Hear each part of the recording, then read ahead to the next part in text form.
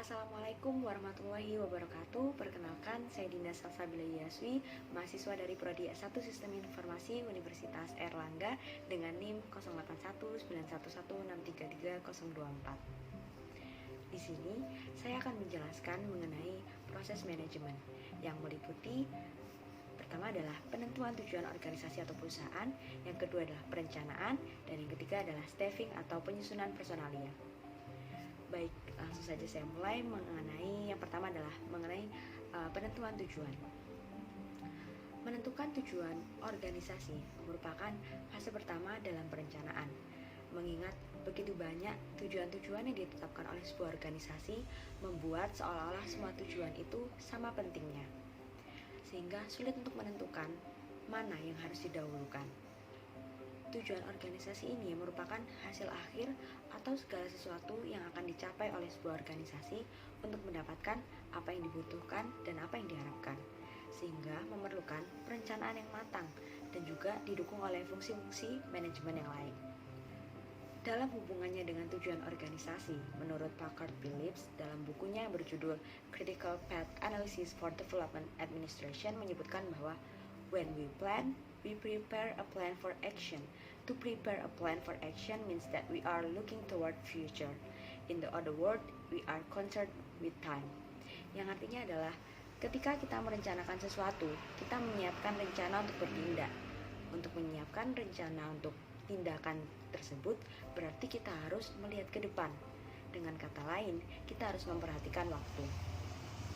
Rencana yang baik diikuti dengan proses perencanaan dan tidak lupa bahwa rencana ini membutuhkan waktu atau timing yang tepat untuk melakukan tindakan-tindakan yang dimaksud. Tujuan organisasi merupakan sesuatu yang ingin dicapai dalam keadaan atau situasi yang tidak terdapat pada saat ini, melainkan dimaksudkan untuk dicapai di waktu yang akan datang melalui kegiatan-kegiatan organisasi tersebut. Sehingga terdapat dua unsur penting dari tujuan, yaitu yang pertama adalah hasil akhir yang digunakan di waktu yang akan datang, dan juga yang kedua adalah usaha atau kegiatan sekarang yang diarahkan. Suatu tujuan harus dapat dipahami oleh semua jajaran anggota organisasi atau perusahaan, mulai dari pimpinan tingkat bawah hingga pimpinan tingkat teratas. Jika semua sudah memahami dari tujuan suatu organisasi atau perusahaan tersebut, maka akan lebih mudah untuk mencapai tujuan tersebut. Dengan tujuan yang jelas, maka kita akan bisa lebih fokus terhadap suatu hal yang akan dituju. Sedangkan apabila kita tidak tahu apa yang menjadi tujuan dari kegiatan kita, maka kita akan kebingungan. Tujuan dari organisasi dapat dibagi menjadi dua, yaitu tujuan intern dan juga tujuan ekstern. Tujuan intern ini bersifat ke dalam lingkungan organisasi, sedangkan tujuan ekstern berkaitan dengan hubungan-hubungan dengan pihak luar. Apabila dikaitkan dengan pelanggan atau dari sudut pandang masyarakat sekitar, tujuan dapat dibedakan menjadi 5 tipe, yaitu yang pertama adalah tujuan masyarakat atau societal goals. Di sini artinya yakni menjaga nilai-nilai budaya di masyarakat, tidak membuat atau merubah peraturan yang sudah ada secara semena-mena. Yang kedua adalah tujuan keluaran atau output goals, yakni berkenaan dengan jenis-jenis keluaran tertentu dalam bentuk fungsi-fungsi konsumen. Contohnya, barang-barang konsumen, jasa-jasa bisnis, pemeliharaan kesehatan, pendidikan, dan lain sebagainya. Yang ketiga adalah tujuan sistem atau system goals, yakni pernyataan atau cara pelaksanaan fungsi organisasi, tidak bergantung pada barang atau jasa yang diproduksi, tujuan yang diambil. Contohnya penekanan pada pertumbuhan, stabilitas, laba, dan lain sebagainya. Keempat adalah tujuan produk atau produk goals. Ini berbagai karakteristik barang-barang atau jasa-jasa yang diproduksi. Contohnya seperti penekanan atau kualitas atau kuantitas gaya, keanekaragaman, atau pembaharuan produk. Dan yang terakhir adalah yang kelima, tujuan turunan atau derived goals, yaitu tujuan digunakan organisasi untuk meletakkan kekuasaannya dalam pencapaian tujuan-tujuan lain. Contohnya seperti pelayanan masyarakat, pengembangan karyawan. Kemudian ada pun 5 fungsi tujuan, yaitu yang pertama adalah pedoman bagi kegiatan untuk memberikan arah dan pemusatan kegiatan organisasi-organisasi mengenai apa yang harus dilakukan dan apa yang tidak harus dilakukan.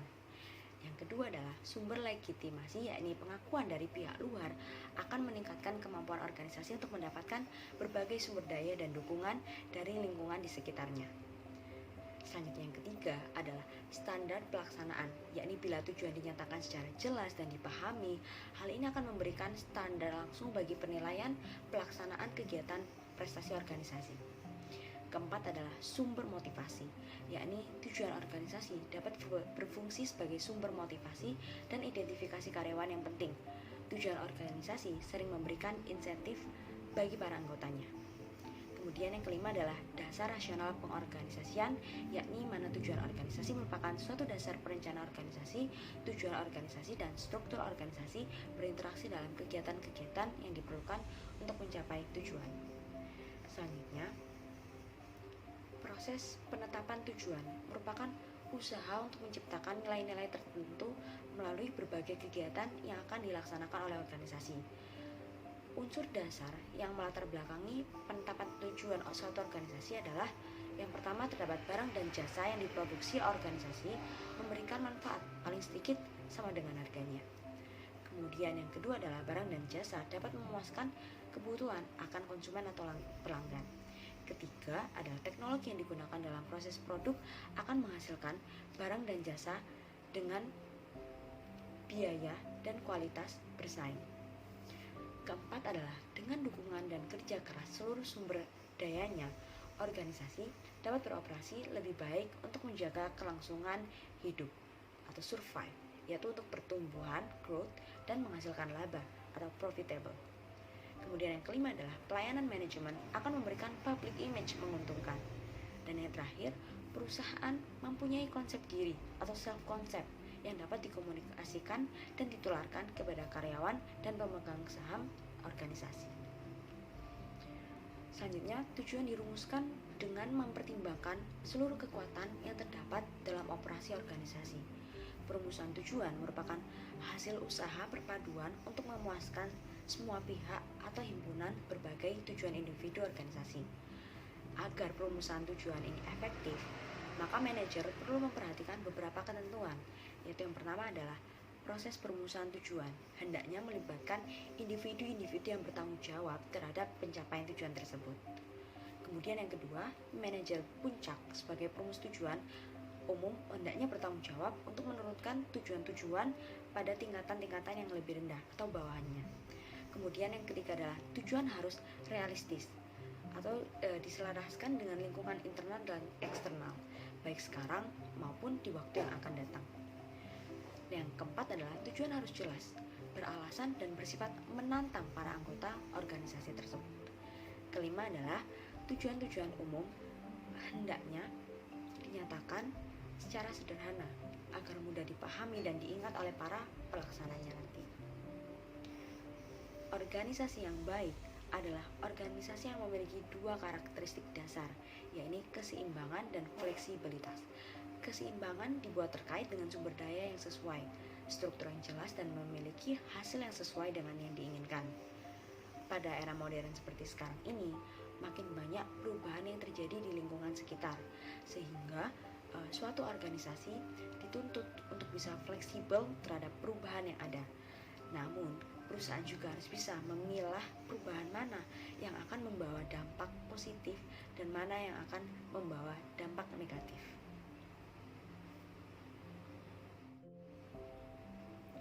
Selanjutnya, pokok bahasan yang kedua, yaitu mengenai perencanaan. Perencanaan merupakan aktivitas manajerial utama yang melibatkan dua komponen di dalamnya, yaitu pertama mendefinisikan tujuan organisasi dan yang kedua adalah menetapkan strategi keseluruhan untuk mencapai tujuan organisasi tersebut. Perencanaan dalam organisasi bersifat formal harus memperhatikan dua poin penting agar perencanaan berjalan dengan baik, yaitu sasaran khusus yang mencakup periode waktu tertentu, kemudian ditulis dan dibagikan dengan anggota organisasi.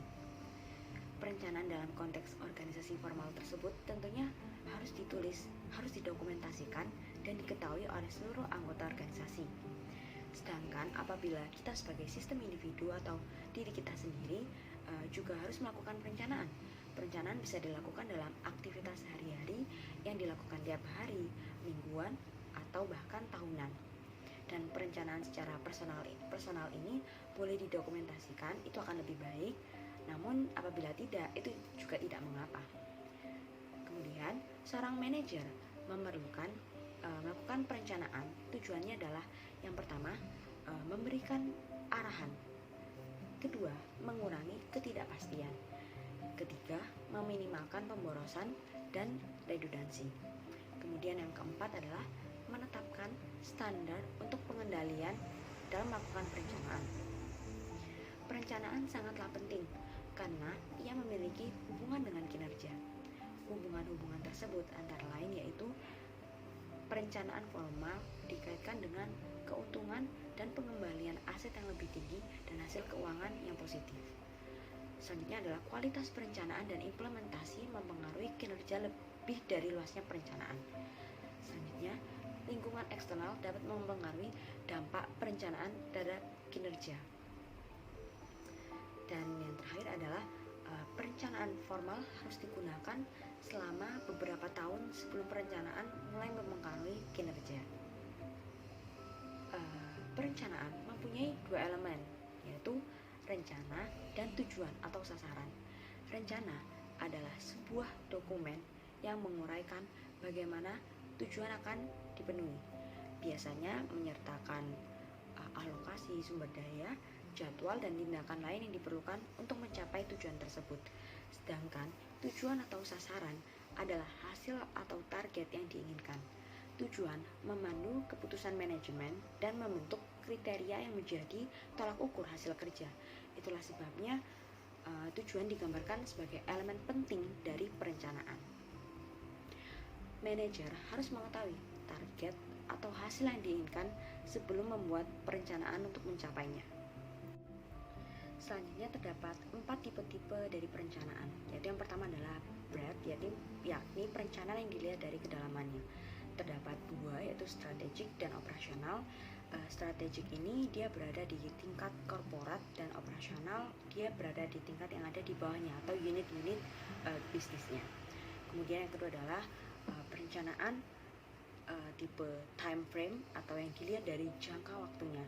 Ini terdapat ada jangka panjang long term atau jangka pendek atau short term, dan pada sebuah perusahaan atau organisasi tidak terdapat patokan resmi berapa jumlah rentang jangka panjang dan jangka pendeknya.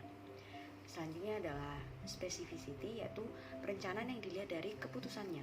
Terdapat 2 tipe dari specificity ini, yaitu direksional dan juga spesifik.